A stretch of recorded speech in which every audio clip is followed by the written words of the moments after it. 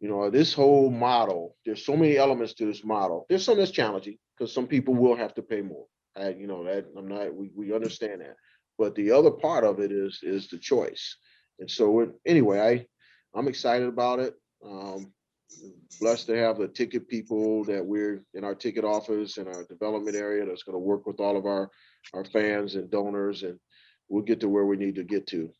Financially, you're looking at what in terms of a loss over the course of Penn? You're looking at what, 70 million?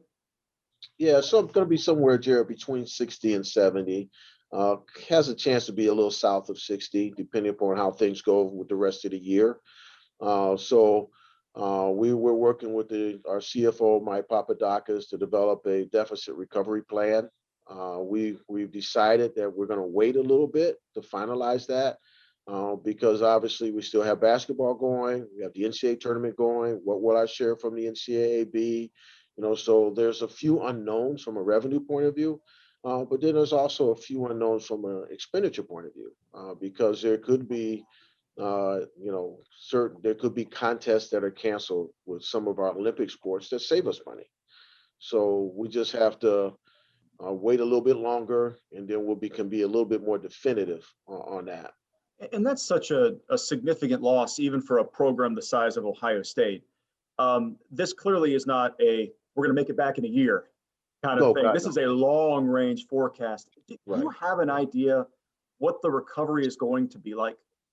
I think financially it's probably in that 6 to 7 year window, because we still have to make the investments necessary to sustain our level of success. And so we've cut a lot, as you all know, and we will continue to maintain efficiencies in our cost space. Our revenues are maximized with the exception of our annual giving program, which is what we're talking about today. But we still have to control our costs. But working with our CFO, we feel comfortable that over the next 6, 7 years or so, we should be able to wipe away the debt. Understanding where we're going to be in April, we're probably Right. not going to be in a position where we're going to have people in there. So I know you're not planning to sell tickets to the public, but how are you trying to maybe change the atmosphere or maybe give an opportunity to somebody? How will you try to handle spring game and make it as unique as you can?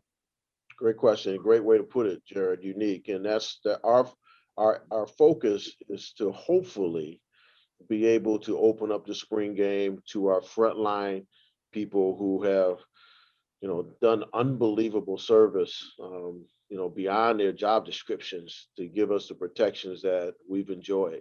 Our nurses, our doctors, our custodians, our bus drivers, or there's a number of people who I hope, maybe hopefully majority of them have been vaccinated, and we could take the spring game, invite them based upon whatever number we're allowed to have, and pay a tribute to their sacrifices and what they've done to do their best to protect us.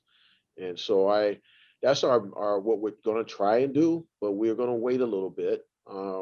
Dr. Roberts has been phenomenal in working with us around these type of things, and so we will wait, take her guidance on what we can do from a capacity point of view, and whatever that number is, that's the targeted group we'll focus on.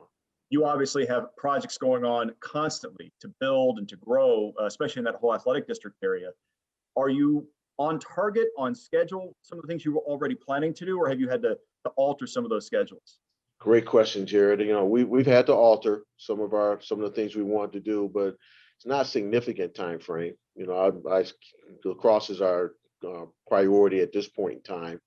And we are sitting a little bit south of 14 million. It's a $20 million project. We had hoped to start construction early this fall. We'll probably have to push that back a little bit, okay, because we're still waiting on some commitments, but we'll have to push that back. We're trying not, one of the things that I try not to sacrifice is deferred maintenance. Those are things that, if you don't do it now, it gets you later. And so we have some things in the deferred maintenance list on our plant fund that we just have to wait and see how this year ends financially and how our long-term financial plan works, where we can address those things. I'll give you one, for example, you guys familiar with this, is the indoor field. You know, the activity in there is 24/7. And the last time we replaced that field, I wanted to take the crown out, but one, we didn't have the funding and didn't have time. We have to take the crown out of that thing. We do. And it contributes to some of the muscle tissue issues that we've had. And so probably next summer, if things work out right, that's just a perfect example, Jared. If I could have done it this summer, I would have done it this summer. But I've had to delay it because of the financial uncertainty. But we got to get to that next summer. So there's a number of things that aren't fundraising things that we have to get to as well.